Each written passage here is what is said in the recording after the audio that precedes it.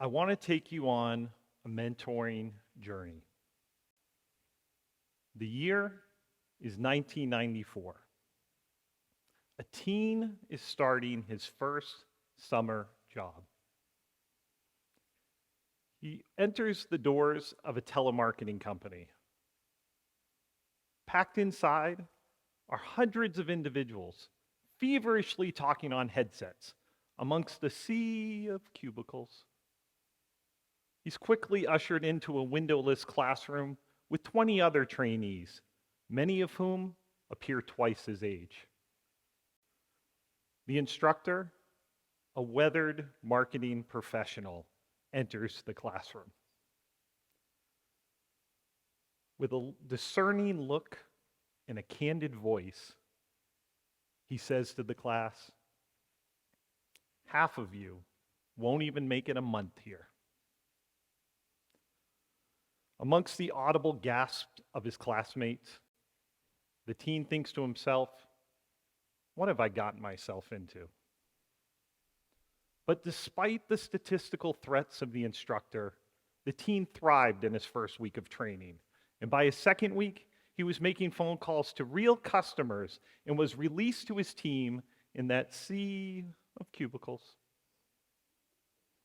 Almost immediately, he was introduced to his mentor, a 20-something professionally dressed business major. The two met in a small office for their first and only mentoring session. The mentor eyed over the teen, as he had done with countless mentees in the past. He asked one pointed question: "What do you want to be when you grow up?"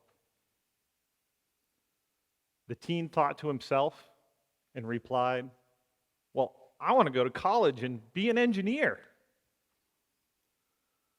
With a pause that felt like hours to the teen, the mentor replied, "I'm sorry, but your wants don't fit our needs. Good luck with your summer, kid."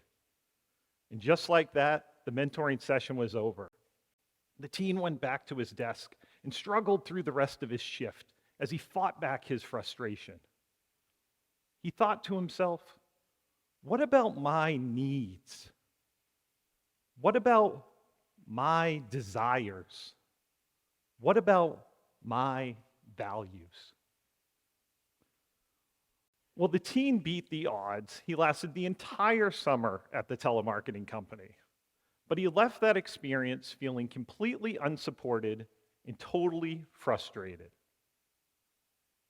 That one brief mentoring experience stuck with that teen for decades. That teen was me. Fast forward, the year's 2014, and I'm an engineer in my mid-30s. I work at a large industrial facility. As an engineer, I sit in a sea of cubicles, much like I did with my first summer job. But unlike that job, I've had an incredibly supportive mentor for the last 10 years. It seemed like sheer luck we were paired together. I mean, many of the other new employees who started with me didn't share that same level of support from their mentors. My mentor met with me frequently, with discussions focused on my specific needs, desires, and values. My mentor would push me to get uncomfortable, and he would challenge me to learn more and do more and be more. It was an ordinary workday when that same mentor gave me the challenge of a lifetime. He said, "I want you to create a mentoring program for the next generation of employees. Oh, and you have 30 days to do it." Big problem? Small deadline? Kind of sounds like engineering heaven to me. And as any engineer knows who is facing a big problem, There are only two things you need to solve it: a textbook and a calculator.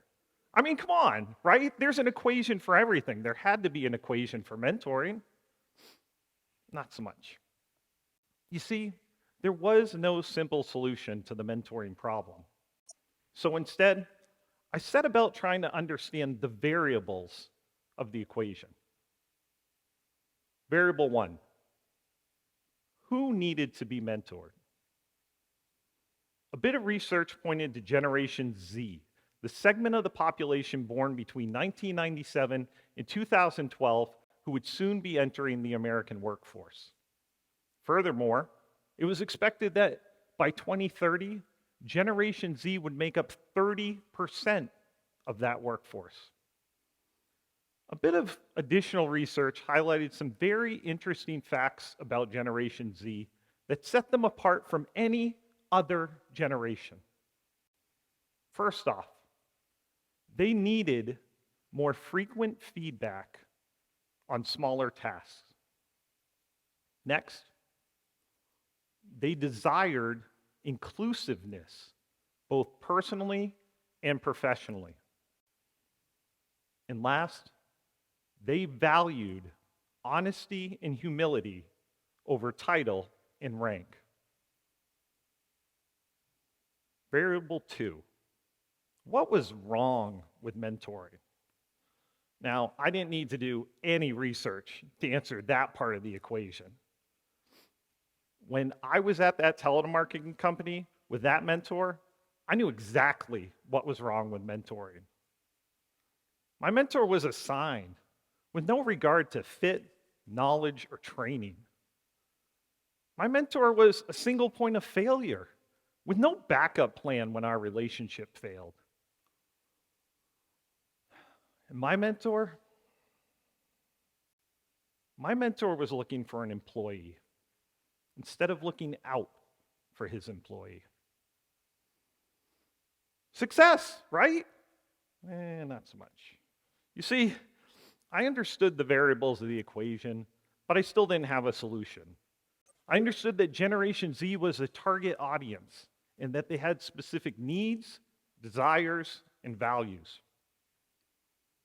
I also understood that traditional mentoring just didn't work for Generation Z. And that's when the thought hit me. I thought, maybe Generation Z doesn't need a mentor. Maybe they just need a pal. Now, PAL isn't a person. PAL is an acronym which stands for peers, advisors, and leaders. In 2014, I had the privilege of launching this revolutionary mentoring program with less than 100 individuals. Over the last 8 years, the program has included thousands of employees across multiple agencies and is considered a best practice for mentoring in our sector.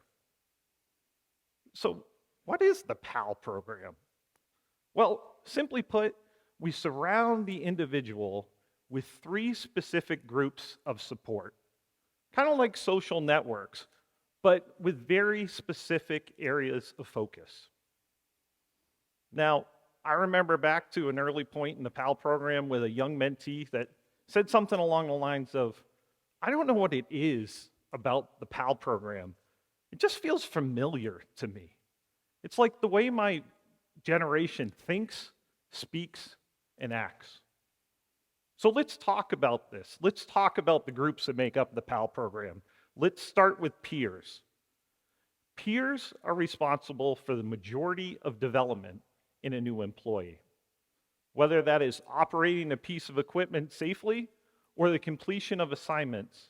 Peers are responsible for the basic needs of an individual. They provide real-time gratification in the form of information, much like the internet, providing real-time feedback and advice. And unlike Gen Xers or baby boomers, who maybe only needed monthly or annual progress feedback, Generation Z is looking for more frequent feedback on smaller tasks. And early on in the program, we recognized that the development of a new employee goes beyond the walls of an office building in a standard 8-hour shift. For that reason, we've intentionally included both friends and family as part of the expanded social mentoring network within the peer group as part of the PAL program. The next group is advisors. Advisors are most similar to traditional mentors with a little Gen Z twist. Now, unlike my mentor at the telemarketing company, our advisors are trained to draw out the desires of the individual. Generation Z is drawn to a bigger sense of purpose with their work. For that reason, we intentionally encourage our advisors to put the employee's desires first, knowing that the end result is better for the company. And we don't assign advisors like they did at the telemarketing company. No, we train a large group of candidates and then allow the employee to pick the advisors who are the best fit for them. Lastly, it is fully expected that an employee's desires will change throughout their career. For that reason, we've built flexibility into the program to allow for advisors to change along with the employee's desires. The last group is leaders. Leaders are vitally important for establishing and maintaining the values of an organization. Generation Z can sense honesty, and they are typically drawn to leaders who value humility. Furthermore, Generation Z wants to be inspired, and that can only come through authentic leaders who truly own and exercise the values of their company. Lastly, we recognize that leaders can be found at any level of an organization. For that reason, we intentionally include as many secretaries in our leaders group as we do department heads.